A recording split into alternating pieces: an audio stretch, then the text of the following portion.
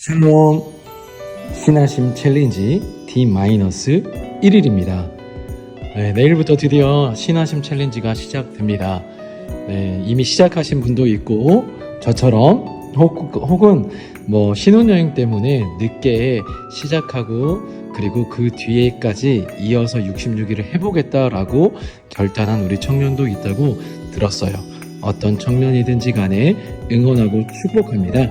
우리가 하나님 안에서 살아가는 귀한 영적인 습관들을 세워갈 수 있는 기회가 되었으면 좋겠습니다. 오늘은 스가랴서 10장 1절에서 12절의 말씀으로 말씀 묵상한 것 나누겠습니다. 여러분 혹시 길을 잃은 것 같은 기분이 들 때가 있나요? 열심히 살고 있는데 어디로 가야 할지 막막하고 나를 이끌어줄 분명한 목소리가 필요하다고 느끼는 순간이 우리에게는 있습니다. 오늘 말씀은 바로 그런 우리에게 우리의 진짜 목자가 누구이며 그분이 우리를 어떻게 변화시키는지를 보여주는 놀라운 이야기입니다. 오늘 말씀은 아주 현실적인 질문으로 시작합니다. 1절은 이렇게 말합니다. 봄비가 올 때에 여호와께 구하라. 봄비는 생명과 결실에 꼭 필요한 것입니다.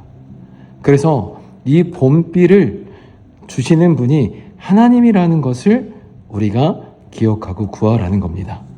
우리의 삶에 필요한 모든 좋은 것들의 근원이 하나님께 있음을 인정하고 그분께 구하라는 것입니다. 그런데 2절을 보면 당시 이스라엘 백성들은 하나님이 아닌 다른 곳에 묵고 있었습니다.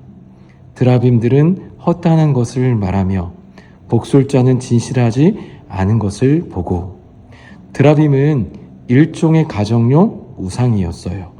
사람들은 미래가 불안하고 자신의 연약함 때문에 이런 것들을 의지했습니다. 그리고 이것들을 참된 목자라고 여겼지만은 그들이 말하는 것은, 그들이 내리는 것들은 허탄한 것이고 진실되지 않은 것이었습니다. 그러니까 그 결과가 무엇입니까? 성경은 말씀합니다. 목자가 없으므로 그들이 곤고를 당하며 유리하였거늘. 목자가 없으므로 그들이 곤고를 당하며 유리하였거늘. 이것이 오늘 우리의 모습은 아닐까요? 정말 중요한 문제를 만났을 때 우리는 가장 먼저 하나님께 나아가나요? 아니면 세상의 조언이나 다른 사람의 경험, 심지어는 인터넷이나 SNS 등의 유튜브의 불확실한 정보에 더 의존하고 있지는 않나요? 만약 잘못된 곳에서 구할 때 우리는 결국 잘못된 것을 받게 되고 길 잃은 양처럼 방황하게 될 뿐입니다. 바로 이런 때 누가 필요합니까? 하나님이에요. 하나님께서 직접 개입해 주셔야 됩니다. 3절을 보면 백성을 잘못 인도한 거짓 목자에게 하나님이 진노하시는데 만군의 여호와가 그 무리 곧 유다 족속을 돌보아 그들을 전쟁의 준마와 같게 하리니라고 선포하십니다. 이것은 정말 놀라운 정체성의 변화입니다. 이스라엘은 길 잃고 목자를 잃은 연약한 양떼였습니다. 근데 그런 그들을 돌봐서 전쟁터에서 가장 용맹하고 위풍당당한 준마로 바꾸시겠다라고 하는 약속입니다. 그렇습니다. 하나님의 돌보심은 우리를 그저 안전하게 지키는 것을 넘어 우리를 존귀하고 강력한 존재로 완전히 변화시키는 능력이 있습니다. 그리고 4절은 그 백성에게서 나올 궁극적인 지도자, 즉 메시아를 통하여서 모퉁이 돌과 말뚝, 싸우는 활과 같은 견고하고 완전한 리더십이 세워질 것이라고 약속합니다. 그런데 여기서 흥미로운 점이 있습니다. 4절에서 이 모든 능력이 그라고 하는 한 사람에게서 나온다고 말하는데 다음 5절에서는 하나님이 그들, 즉 백성 전체와 함께 하셔서 승리하게 하신다라고 말씀하세요. 어떤 것일까요? 왜 이렇게 말씀하실까요? 여기에 바로 복음의 중요한 원리가 담겨 있습니다. 우리의 대표가 되시는 메시아는 자기 백성과 분리가 된 분이 아닙니다. 즉 메시아 한 분이신 예수님, 그에게서 나오는 능력과 승리가 그와 연합된 백성 전체인 그들에게 흘러 들어가 모두의 승리가 되는 것입니다. 신약의 언어로 말하면 머리 대신 예수 그리스도의 십자가의 승리가 그의 몸된 교회의 승리가 되는 것과 같은 원리입니다. 하나님은 이렇게 흩어진 자기 백성들을 어떻게 다시 모으실까요?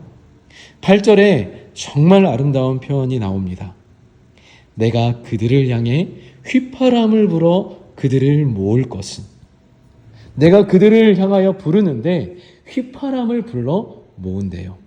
당시 목자가 흩어진 양들을 부를 때에 그들이 알아들을 수 있는 특별한 신호로 휘파람을 불었습니다.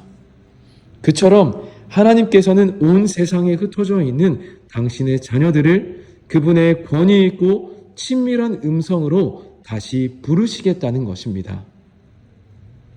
세상의 수많은 소음 속에서도 우리는 우리를 부르시는 목자의 분명한 음성을 들을 수 있어야 합니다. 그렇게 그 음성을 듣고 나아갈 때 하나님은 우리에게 회복을 주시는데 이 회복의 스케일은 우리의 상상을 뛰어넘습니다. 10절, 11절을 보면 하나님은 이 회복이 마치 제2의 출애굽처럼 가장 큰 이들의 상처였고 압제의 땅이었던 애굽과 아수르로부터 당신의 백성을 이끌어내시고 그 앞을 가로막는 모든 고난의 바다를 가르시겠다라고 약속하십니다. 이건 단순히 과거의 사건을 반복해서 하는 것이 아닙니다. 오늘을 살아가는 우리에게 더 깊은 의미를 주고 있습니다. 무엇이냐? 예수 그리스도를 통하여서 우리를 죄와 사망이라는 영적인 애굽에서 건져내시고 우리 앞을 가로막는 어떤 절망적인 상황 속에서도 새로운 길을 내시는 하나님의 구원 능력을 보여주는 것입니다. 여러분, 그래서 이 회복을 통하여서 하나님은 우리가 어떻게 되고 어떻게 하기를 원하실까요? 12절에 그 목적지가 나와 있습니다.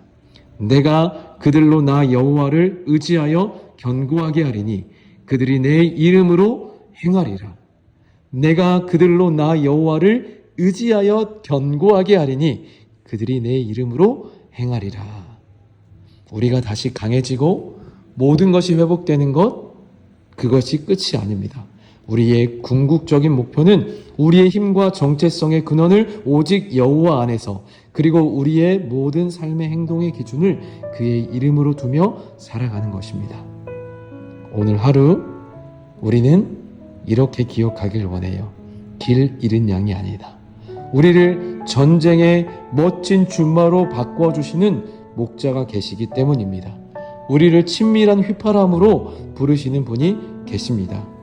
그리고 우리의 모든 과거의 상처를 역전시키시고 새로운 길을 내시는 분이 있습니다. 그 하나님 안에서 그분의 이름으로 담대하게 살아가는 오늘 아름다운 복된 주일이 될 수 있기를 소망합니다. 네, 오늘 이따 예배도 함께 기도함으로 또 기대함으로 함께 뵙길 원해요. 할렐루야.